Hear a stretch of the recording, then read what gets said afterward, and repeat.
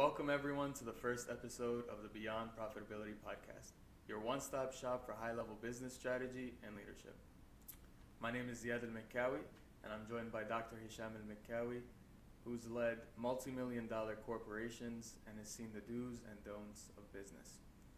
Each week we'll be breaking down real-world strategies, leadership insights to help you to scale from E to Z.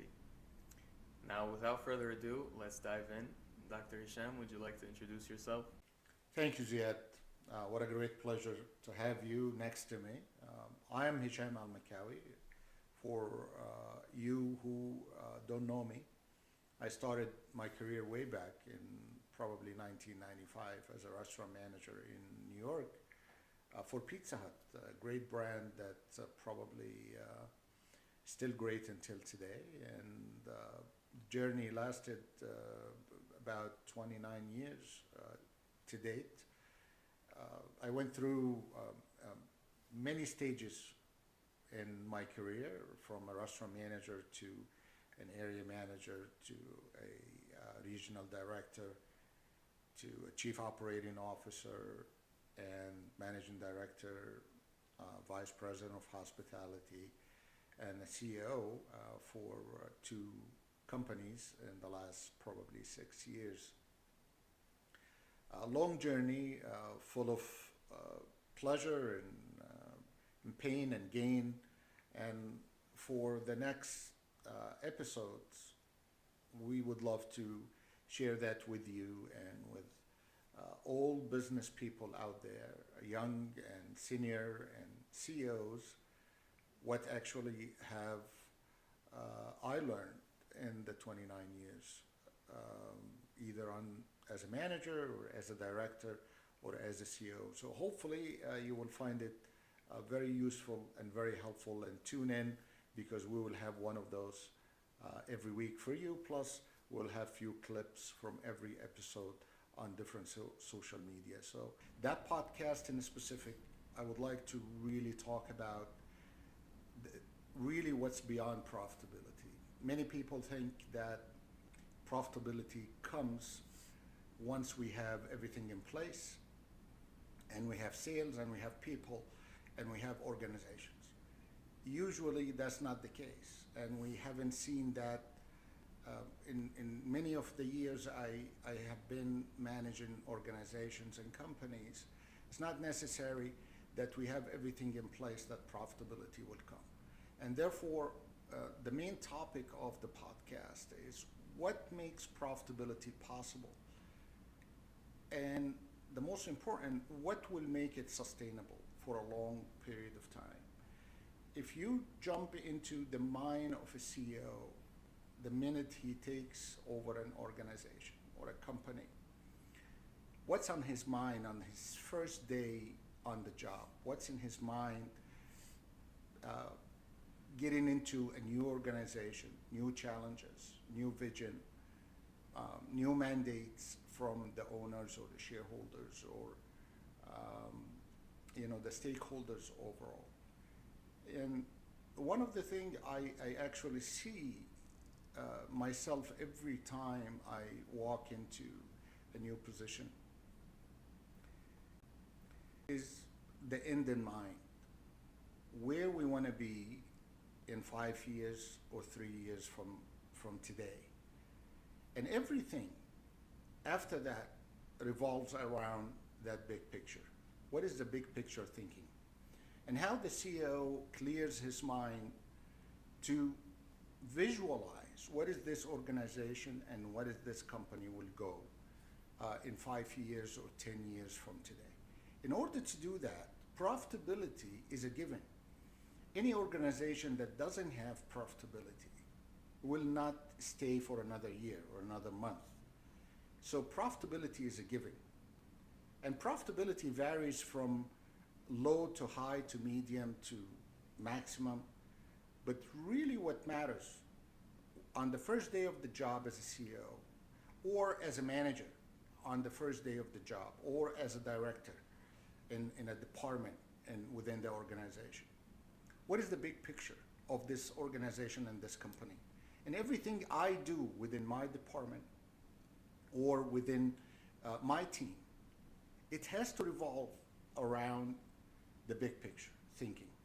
So I think it took me some time in my last position. It took me almost a month when I joined my last role as a CEO. It took me a month to understand where can we take this company, or where will we take that brand in 5 years. And it took me a month. I met with every single employee in the organization for a month to understand and to talk to them about, if you are the CEO for one day, and this is a practice that I do wherever I go. If you are the CEO for one day, what will you do? And these are people that are they are part of the organization for a long time. I came and they were there, so they know the advantage and disadvantage. They know the work condition. They know how the company's doing. And I am the new one, so I always ask, if you are the CEO, what you do? And I gather all of this together. I put it together, and therefore I come to where we need to go from here. Obviously, I was hired for a purpose. I was hired to do certain things from the owners or the shareholders of the company.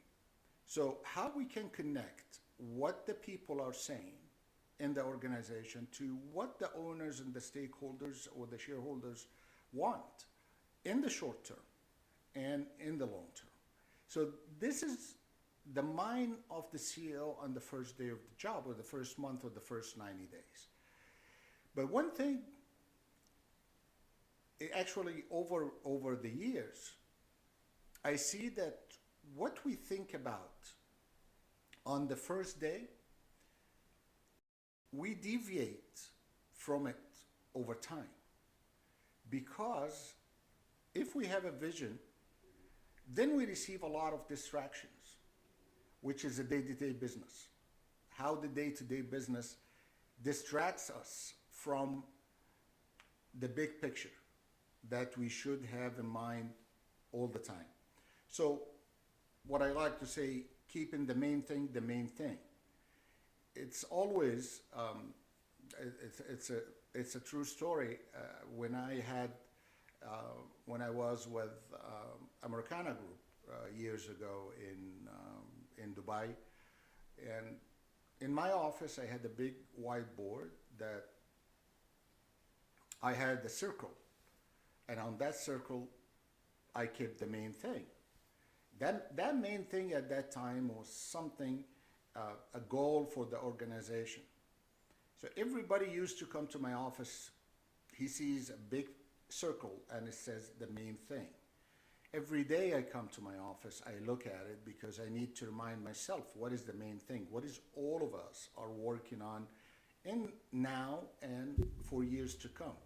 One of the things I see all the time, managers, they get distracted over time with challenges, with problems, with day-to-day business, and they forget about what was the vision of this company and what we need to do. So I hope I explain something about the mentality, and this is something I pictured and I've been through over the last 29 years. That every position and every job comes with a challenge. You're going to find so many things that what I call important many, but I always focus on what I call the vital few. So every day we have vital few things.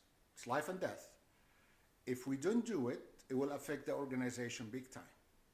And then there are so important many things that if we focus on those, we're going to get distracted. We are not going to achieve anything that we work for. And therefore we need to focus on the vital few. When people come ask me for advice, I have so many things to focus on. What do I need to do? And always my advice is very simple, never changed in 29 years. Focus on the vital few. Now, what is vital few? Vital few for me could be vital few different from my vital few. But the organization has vital few, three, four things. If we all focus on this, and then we, as a team, kind of dice the big problem into small problems, and we attack it as a team, individually, each in his department, to attack this or to cure this vital issue that we have, then therefore the organization as a whole is actually, it goes into prosperity and success. Fantastic. I want to touch on a couple things that you mentioned briefly. You mentioned mindset, Right. when it comes to being a CEO. How important, in your opinion, is mindset when it comes to being not just a CEO, but a leader in general? How important is that? This is exactly so. That's a great question. So this is exactly what I was trying to mention, and my previous point is the distraction that you receive inside an organization is huge. You have shareholders and owners that they need certain results. Then you have your team that have their own issues, work ethics or work habits or old habits, and there is a culture in the organization.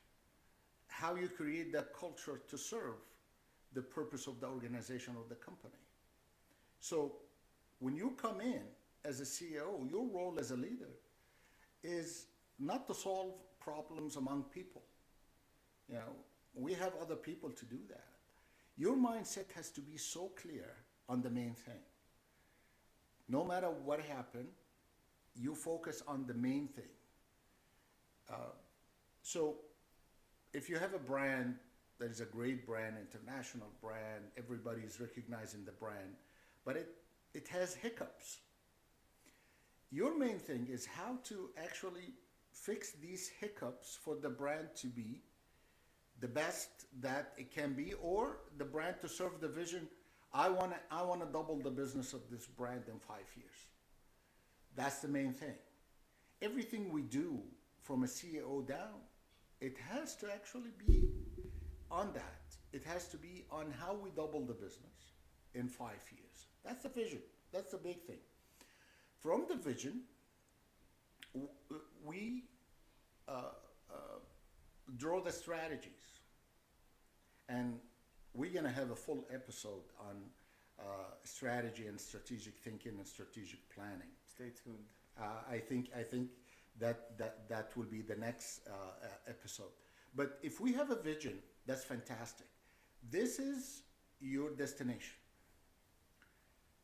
The roads take me from where I am today to my vision. We call that strategy. It could be 2, 3 roads, different strategy. But once you are on one, it's going to be tough to switch to the other road. But there are alternatives to do. So as a CEO, your mind has to be clear, not just for the vision, but your mind has to be clear how you create these strategies, short term and long term. Assuming that the macroeconomics and the macro environment is absolutely fine. You don't have issues on the macro side.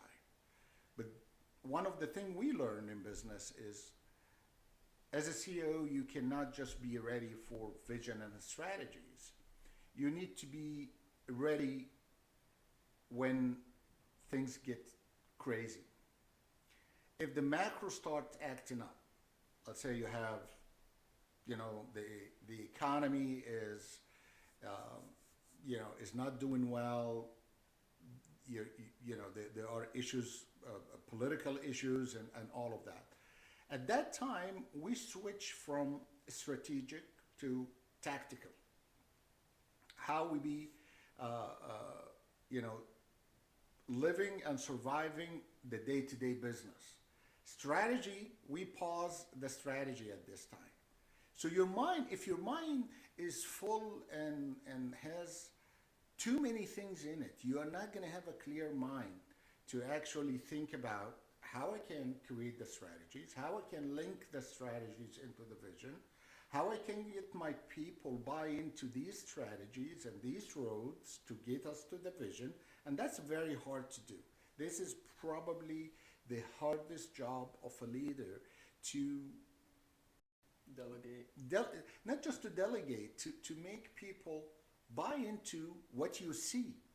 Because sometimes the vision is you only seeing it. Other people are not seeing it. So in order for them to buy into that, it needs a lot of work from you to start with yourself and lead by example and show them the why. I think one of the things in our organizations and organizations we manage, if we explain to people the why are you doing it? And if we do this, this will be the reward, or this will be the big prize for us. A lot of managers and a lot of leaders, they said, well, we need to double the business in 5 years. Okay, good. But I didn't explain what's in it for you. The great thing about this, if you explain to people, if we double the business in 5 years, we most likely we need double the people that we have today. We probably need double the managers we have today, and therefore that means a lot of promotions for you, the guys in the incentive for you, the guys in the organization. If you've been waiting for 5 years to get promoted, and you haven't. If we double the business, think about it. Today you're a manager who can be a director in 5 years. That's what's in it for me, and therefore I can buy into that. So the mind of a CEO, it's and one of the things I tell people is the CEO should not be in the driver's seat. The CEO should be a great driver, but in the passenger seat. People drive, you can enjoying the ride and letting people actually drive to where you want to go. But if anything happened, because you're a great driver, you can actually take over and start driving. And we see this a lot where the macro and micro management, leaders should always macro. There's leaders that they micromanage. They actually not given the full authority or a full chance for people to grow, make mistakes, and learn, and grow as individuals and as leaders and as managers. Because if you do it yourself, then you are not allowing people to actually grow and make these mistakes and learn from them overall. So the delegation, it is the ultimate goal for any leader to do. But that takes time. And one of the many people said, well, situation leadership model is not up to date, or this is not the thing anymore. You need to have one style of leadership and how you lead, and that's it. You stick to that. And I'm totally against that in every possible way. Situational leadership is probably the optimal one, because organizations are not always rosy in how things are, and sales is to the roof, and profit is to the roof, and customer satisfaction is in the 90s, and all of that. We have hiccups, and we have a lot of hurdles, and we need to switch sometimes, because you delegate, that's fantastic. If you actually, but after what you delegate? After you direct or facilitate or support. A lot of time in my career, and this is why I say the CEO has to be a great driver, because you cannot be on the passenger seat. And if it's anything happen, you don't know how to drive the car. Right. You need to jump in. Now, if you look to my history, I came from the restaurant field. I was a restaurant manager one day, and until I became a CEO. that is one of the greatest advantage I ever had. Why? Because when I walk in to a restaurant, I actually feel what the manager feels. I actually know what the team member is feeling right now. I know when it's on a Friday night or a Saturday night and it's very busy, I know exactly how this team feels. I know they feel the pressure. I know the customers probably, you know, all over the place. And I feel that. If I don't feel that, then I cannot drive.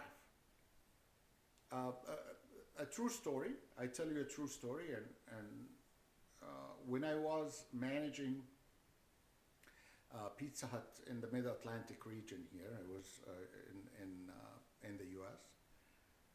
And one day I had my two good friends now is my boss at that time. He was the vice president of the organization. I was the regional director. And we walked in, Harry Harnett. Yeah, I'm not sure. Probably Harry's. Shout out to Harry. Harry is listening to me, and we had somebody else with us, and we walked into that restaurant on a Friday night, and half of the team members that night called out sick, and only we found 3 people. The dining room was full, with customers. We go to the kitchen. There's only one cook. Dishes all over.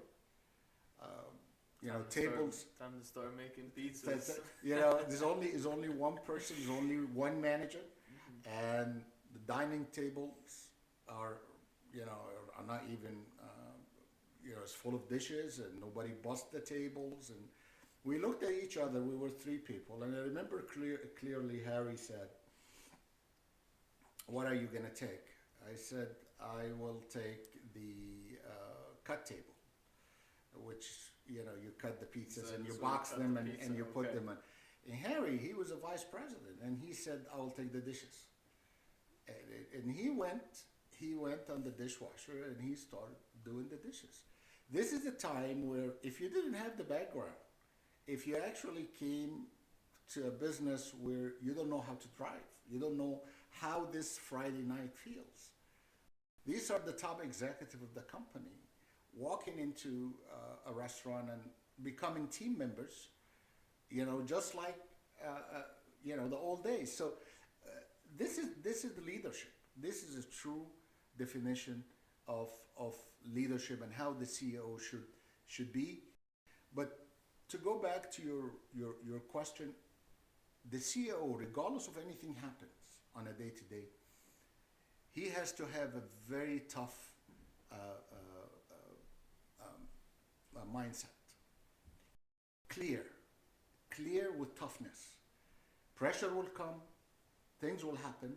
Pressure will come from many directions. One of the roles of the CEO, you cannot be passing pressure to your team. You have to filter, and you have to have that face. My last role, a lot of my guys that's probably listening to this podcast. Are we mentioning names? All of them. It just absolutely all of them. They always say how you keep your smile on, even though they know we had some pressure from here and there. But how you keep your smile on, because that's my role. My role, I cannot just pass pressure. I need to absorb. I need to give some pressure, but the pressure that people can tolerate and can accept, and pressure that is actually can turn into positivity, not pressure that can turn into people throwing the towel and say, "Well, we cannot do this, anymore." Right. And so, you touched on the word manager a few times. Yes. And so, being a manager, we'll take the restaurant manager example, being in Pizza Hut. Right. If you were to look back, I think it was 20 years back, what traits as a manager did you have that differed from your traits as a CEO? you see, the traits of a manager is part of the traits of the CEO. Okay. Managers are the backbone of organizations. I have a famous saying back then. I said, give me a great middle manager, area manager, or ops manager. I give you a great company. I don't say, give me a great CEO, I give you a great company. Give me a great area manager or ops manager, I give you a great company. And why? Why is that? Because managers are the people are making things happen. So if you look at your career, when you start as a manager, you find that you do 80% and you lead 20%. And then you come to probably the middle management, when you're an area and ops manager, then this percentage moves to 50-50. And then the higher you get up the ladder and you get to a director level, you probably will start doing 70-30. And then you come to the CEO, is more likely 90-10, which is 10 is doing and 90 is leading in a way. If, as a CEO, you don't have the traits of a manager, that's exactly the example I just gave you. If I don't know how to drive, how can I drive the vehicle if something happened to the driver, right? But in big organizations, you most likely never gonna run a restaurant again or never gonna run an area again, right? But what really makes it critical is how you feel for that manager in that position as an area manager or ops manager. Or I get a lot of cases where people, complaining about this person or that person, or he's not doing what he's supposed to do. And before I even judge anything, I look at the capacity of that manager. Are we doing justice as an organization for this person? This person's capacity to handle, it could be 10 restaurants, but we are giving him 20 to manage. It's not his problem because his capacity is to manage 10. We're giving him 20, and therefore that's an organization issue. Is not the person is not performing because his ability or his capability. So if I don't know that, if I just came from outside not knowing the core of the business that I'm managing, I will not feel for this manager managing 20 restaurants. I know exactly what it feels to manage 10 restaurants, and I know exactly what it feels to manage 20 restaurants. So as a manager, every leader, he is a manager in the core. And not necessarily every manager is a leader. He will get there eventually. But you need to start by the managerial traits, and that you have to have. And then you start after that, the more you go up the ladder and the more people you start leading, eventually you will get to the point where you will be on the leadership side, not the managerial side. But you cannot be a leadership if you don't feel for the people that you lead. And in order to do that, you have to have that managerial traits in you. You have done it before, and you know exactly how it feels. And a lot of people sometimes come and say, well, does every manager has to be a CEO in one day? The answer is no. It's no. Because it is ideally everybody can if the populations, the all the managers start working on themselves to become CEOs, then the chances are much higher. But what we see, and what I have seen, not every manager works on himself or herself to become a CEO. This is a lot of pain, a lot of learning, a lot of knowledge, a lot of education, a lot of things that you need to do. On probably on the soft skill side, on the academic side, to prep yourself to become the leader of the organization. A lot of companies, they put something, when you hire people, they put a condition. A last question when you hire somebody, you should ask yourself, will this person run this organization in 10 years from now? If the answer is no, you're probably not hiring the right people. If the answer is yes, then this group will lead the company in different leadership positions in 5 or 10 years from now. So did I answer your question on? Absolutely. Okay. Absolutely. That concludes our first episode of the Beyond Profitability podcast. Thank you so much. Thank you, Ziad. Great job. Dr. Hisham, don't forget the doctor, for the great insight today. Where can the new people find you? They can find me. That's very easy. On LinkedIn, they can find me.